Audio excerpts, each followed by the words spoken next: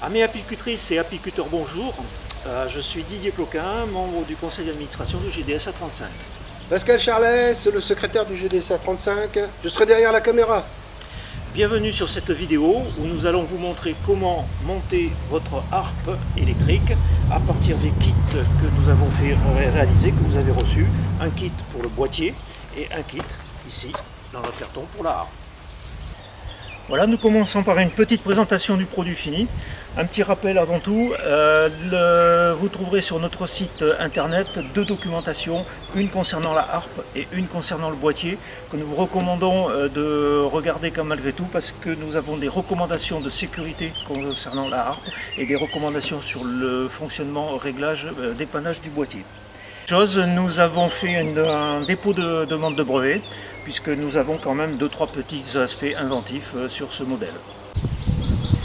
Le produit se compose de 3 paires de pièces ici découpées, 2 pieds, 2 montants et 2 barres horizontales. Il n'y a pas de précaution particulière de montage, de sens de montage, sauf excepté le pied qui doit être ici du bon côté et surtout pas monté en haut. Un petit détail sur la bande inox ici qui a pour mission de faire les contacts électriques. Il est possible que les anthrax ici ne soient pas très parfaitement maîtrisés par rapport aux anthrax des vis et d'avoir un anthrax légèrement supérieur. À ce moment-là, le montage se fera avec un petit arrondi de la bande qui ne sera pas forcément complètement plaqué sur la plaque. Mais ça ne pose pas de problème particulier. Le contenu du carton au premier déballage, le toit, des pièces qu'on va voir juste après, 4 bandes perforées inox, et puis voilà. Les vis de montage des fils, donc sur le 1 potentiel il y en a 16, et sur l'autre potentiel il y en a 15.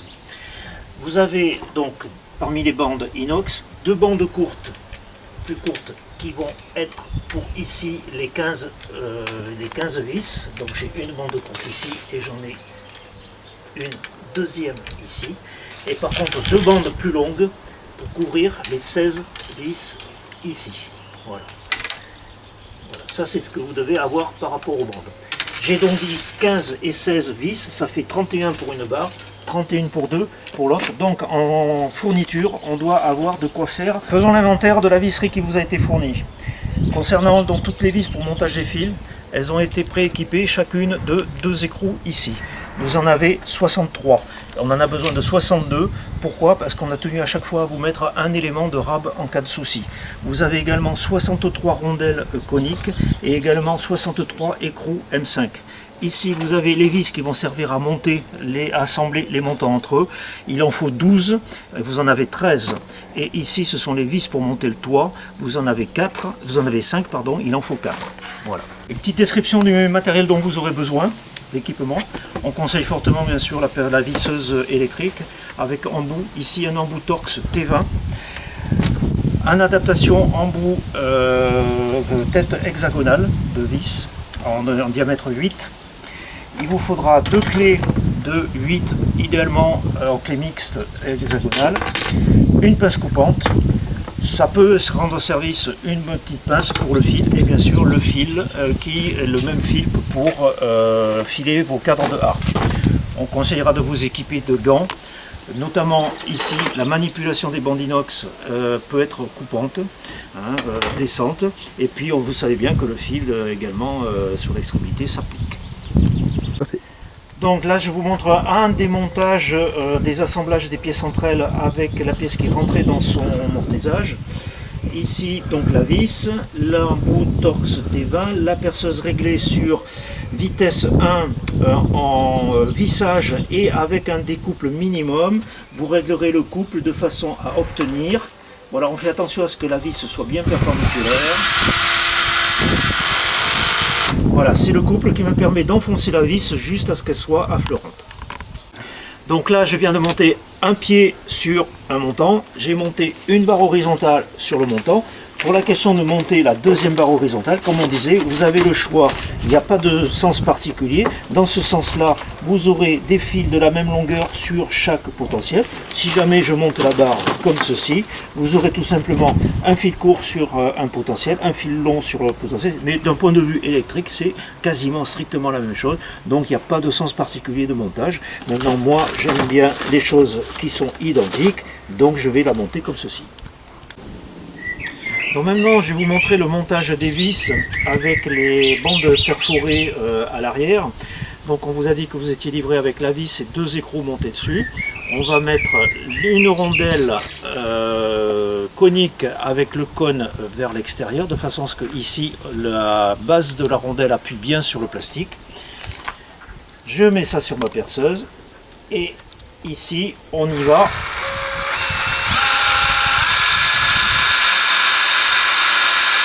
De façon à ce que la vis fasse son filetage dans le plastique. Dès que j'ai dépassé derrière, je positionne ici ma bande avec déjà un écrou.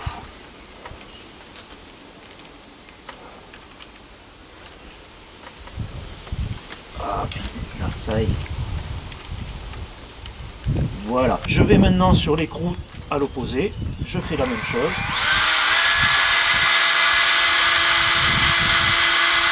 Voilà. Et ici, ma bande va pouvoir être mise en place. Voilà. Bon, tu coupes. Alors là, on vient de se retrouver sur un cas de figure où l'anthrax de la bande perforée est un petit peu court par rapport aux anthrax des vis. C'est-à-dire qu'une fois monté ici, eh ben, j'avais du mal à pouvoir mettre le trou dans la vis. Ce que j'ai fait, avec ici un outil équivalent à celui-là, je rentre dans le trou, je force un petit peu et j'ai réussi sans problème à rentrer dans la vis. Alors nous avons un petit conseil supplémentaire au montage. Vous remarquerez que l'axe de cette vis ici, on a l'impression qu'il est en plein en face de l'axe de cette vis là. En fait, il est quand même suffisamment en dessous pour que les deux ne se contrarient pas. Cependant, si cette vis là, vous la montez en donnant une orientation de l'axe ici vers le haut, ben vous allez rentrer dans la vis qui est ici. Donc le conseil, c'est la vis qui est en face de celle qui est proche du montant. Vous cherchez plutôt à l'enfoncer légèrement vers le bas, ou vous montez d'abord cette vis là, avant de monter celle-ci qui fera forcément son chemin au bon endroit. Donc là nous venons de terminer le montage de toutes les vis, comme on vous a montré. Un petit détail, ici on en réserve 2 avec une longueur un petit peu plus enfoncée, de façon à pouvoir recevoir les cosses ici de la haute tension à l'issue du boîtier. Il suffira de venir se brancher ici sur chaque potentiel sur une des 2 barres. Alors maintenant on va vous montrer le montage des fils, c'est la phase la plus importante et on vous recommande fortement de faire comme on va vous montrer. En haut, ici, je vais faire entre l'écrou et la tête un montage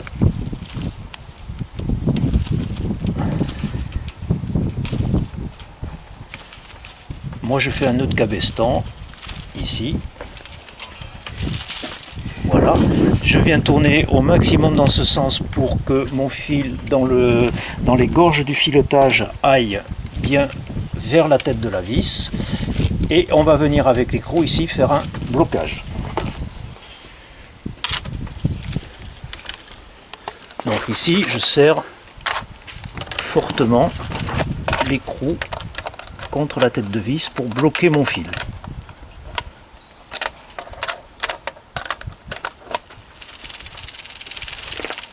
Voilà, on va couper l'excédent et on va, pour éviter de se piquer, venir, voilà. À partir de là, ça tient. Je pars un petit peu à 45 degrés vers l'intérieur pour venir entourer mon fil ici sur 2-3 tours de gorge de filetage. Et j'arrive ici en bas. On va monter pareil le fil entre la tête et l'écrou. Je précoupe un morceau et je vais faire ici un premier tour, un retour contre le fil. Donc ça c'est une manière de bloquer le fil. Voilà ma petite pince qui me sert là. Et ici, même principe que là-haut, on va faire un blocage.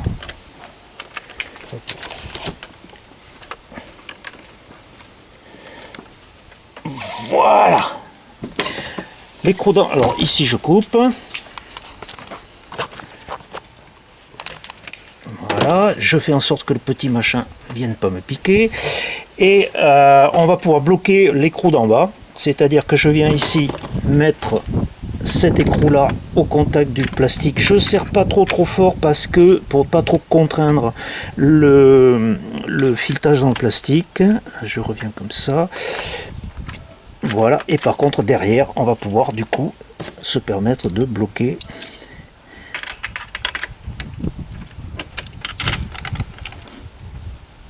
Voilà, ici ça va plus bouger. Donc vous voyez ici mon fil qui est assez détendu. Donc pour le tendre, je prends ma tête ici, je tourne dans le sens inverse des aiguilles de montre. Vous voyez que je tends mon fil, je fais en sorte qu'il soit juste tendu. Il commence juste à faire un petit peu de musique, c'est tout. Faut pas, plus je vais tendre, plus on va contraindre les barres ici à se cambrer et donc à redétendre les fils. Donc on tend juste le minimum nécessaire. Je viens bloquer mon écrou ici, très légèrement. Voilà, et je vais surtout venir bloquer, contre-bloquer derrière. Voilà, c'est suffisamment bloqué pour plus que ça bouge. Et là, vous voyez mon fil qui est tendu comme il faut. Pouf. Le montage du toit, très simple. On enlève la couche de protection. Bon, c'est du matériau Dibond, c'est-à-dire c'est un sandwich de feuilles alu dans du plastique qui a été rainuré ici, de façon à pouvoir manuellement donner la forme qu'on veut en termes d'inclinaison. Et il va venir se monter tout simplement ici. On va faire attention à bien centrer. Donc on visse.